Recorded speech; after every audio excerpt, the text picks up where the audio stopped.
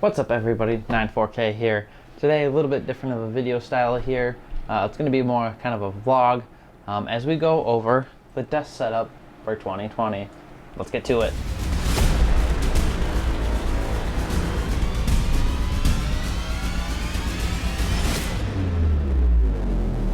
Starting off with the desktop here, Corsair 220T case, 3 fans is intake on the front. They're Corsair LL120 series, all white. It's kind of the theme for this is just all white. I also have then those fans as one back exhaust, 2 top exhaust. That one's not working with RGB because the RGB controller isn't working with it for whatever reason. It only wants to work for 3 fans even though it's supposed to work with 6. The heart and soul of this build, Ryzen 7 3800X. Went with that instead of the 3700X just because of price. Just for a little bit higher of a clock. RAM wise, 32 gigs of Vengeance Pro from Corsair as well. Running at 3200.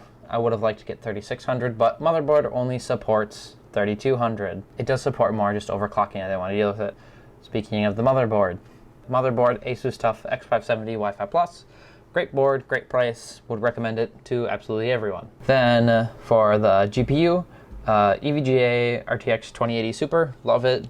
Originally had an Asus 2070 Super, but I thought it was broken. It wasn't broken.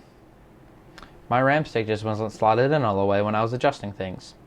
Power supply for this is the Corsair RM 750 watt. Gives me some space to upgrade some things. I want to get a 3000 series when that comes out, and same with Gen 3 processor when those come out because they're going to be great. We'll see if that actually happens though. Storage wise, I have a Seagate Barracuda 2 terabyte. That's where I store a majority of my games. And then for any quick stuff or even like games that just have crazy load times, I have a 500 gig Samsung 970 EVO Plus. For the monitors I use, first one, both are Dell. One's just Alienware, 1080p, 240 hertz, 1440p, 144 overclocked to 155 because why the heck not? Because it allows you to do that. Audio for the setup. Amp/DAC that I have, Sound Blaster X3, great, love it, does a really good job. Software is really cool with it. It's roughly like $100, so would recommend it to anyone who wants one. Headphones I use on this nice little stand, makeshift out of an Elgato stand, multi-stand I should say. Beyerdynamic DT990 Premiums, amazing, would recommend them. Most comfortable headphones I've probably had, and they're open back. On the back here, as you can see, there's 2 Philips Hue play bars here. That's what kind of is always giving this backlight you see on videos. And then behind here, you can probably see we have a nice little Nest Mini there. Not Google Home Mini, Nest Mini. You know, got to get that name right. And then we have 2 wireless chargers there for my 2 phones because I'm extra. Mophie with Apple Watch, and you can actually charge AirPods right there. And then that one's a Samsung one with a fan, so it's super cool and keeps your phone nice and cool. Then this monitor stand as well, which I almost forgot to mention. This is from Amazon. It was like 69 bucks. It's like LE tab.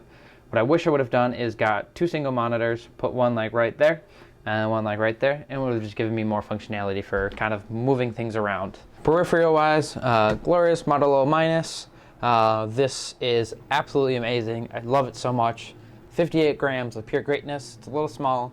I do have a Glorious Model O, standard Model O, coming in the pink edition. That is going to be dope when we get it. I don't know when it's coming. It's supposed to be shipping here soon, as it was group buy like 3 months ago, and it's now starting to ship to their warehouses, so we should be getting it soon. Keyboard, Ducky 1.2 Mini White Edition. Like I said, this is a very white-centric build. Everything's kind of themed that way, but it's fantastic. Love this. It is KL Burgundy Pro switches on here. They're amazing. Sound great. Feel great. No complaints there. Mouse pad is the Thor Mousepad from Xray pads. This pad costs way too much money because you have to import it from China because that's where they make it, but totally worth it. HyperX wrist pad, always include wrist pad, super nice to have. Make gaming and just doing stuff for a long time super comfortable. Then we have a Streamdeck XL for when I was streaming. Haven't really been streaming for a while here. This was the only one that Best Buy had in stock at the time, so that's why I got this rather than something else. It is amazing though, works great, love it. It makes life super simple for switching scenes and stuff like that. For the mic here, we have a Blue Yeti X. I do plan on getting the Elgato Wave 3 one that's finally available. It's been kind of sold out at the Best Buy I work at for a while, but I'm waiting for that to come in stock. We have just a nice little pop filter here from Amazon. I do a pop filter just because I talk way too loud sometimes. And then a Stedman Pro Screen 101 here. It's a metal pop filter, works fantastic. Basically it shoots air down and redirecting it, so we're kind of getting that nice little layer there, so those plosives aren't as bad. Blue Radius 2 shock mount, and then Rode PSA 1 boom arm, works fantastic. As we come back here, we got some tighted things. Fusion controller from PowerA. This is what I use. You can put panels on the back here as it's covered by cords, but it's basically kind of like an Elite controller, just way cheaper. I like it because of the weight. It's not too light. I kind of like a heavier controller with some weight to it, but it works great. Then this is just our main router for our Eero Pros that is then wired in down to our living room, to the other one, and wired into that switch box where basically everything is. And we have another one downstairs. Everything in this house is wired that can possibly be wired because I'm insane and that crazy. The chair here is Secretlab Omega. I absolutely recommend getting any gaming chair from Secretlab ever. They're expensive, but it's totally worth it. It has saved my back, my butt, and everything so much when sitting down and doing a bunch of stuff. I roll it over here to where I edit on my MacBook Pro. Ignore this, it's just kind of a mess and kind of basic. We'll maybe do that in a video later on when I have things more set up over there. And last but not least, the desk. So it's an IKEA hack desk. We have, it's like clip-in drawers here. This isn't a drawer to allow surge protector down there. I have 2 of them. As you can see, cables are sort of managed in these cable sleeves I got from Amazon, but not great. Lighting is still kind of a struggle here, as I'm waiting for a softbox lights from B&H.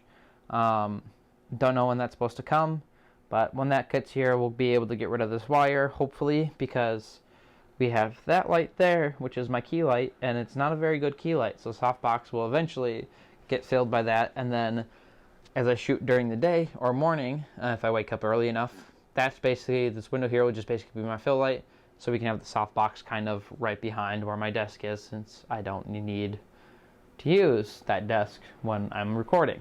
So that's the setup for 2020, gaming wise at least. Do let me know if you have any tips though, or have any other products out there that can help clean this up. I would love to kind of clean this up a bit. It's still a little messy, but we're getting there ever so slowly. Stay safe, have a good one. I'll see you at the next video.